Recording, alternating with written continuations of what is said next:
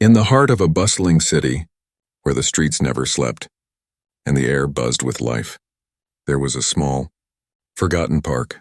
It was a quiet place amidst the chaos, where the sound of the city faded into the background, replaced by the rustling of leaves and the occasional chirping of birds. This was where Clara and Lucas met, drawn together by a shared love of music. Clara, a gifted violinist, would grace the park with her presence every afternoon, her fingers dancing effortlessly over the strings.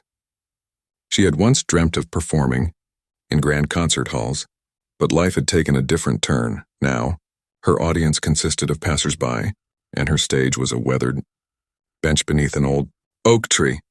Nevertheless, within her music, she found solace, and the park became her sanctuary. Lucas, a renowned composer, was known for his haunting melodies that could evoke the deepest of emotions.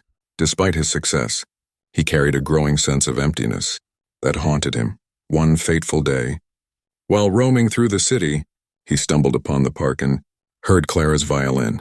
The sound was unlike anything he had ever encountered. Before him it overflowed with passion, pain, and a yearning that mirrored his own. Lucas was captivated. Day after day, Lucas found himself drawn to the park by Clara's mesmerizing music. Eventually, he gathered the courage to introduce himself, and the connection they shared was immediate. Their love for music intertwined with their shared loneliness, forming a profound bond. Clara became the muse Lucas had searched for tirelessly, and together they created melodies that were at once beautiful and heart-wrenching. With every note they played, their love grew deeper. However, as their love blossomed, so did the shadows of Lucas's past. Unbeknownst to Clara, Lucas battled a severe illness, quietly consuming him. He knew his time was limited, but he couldn't bear to burden her with his pain.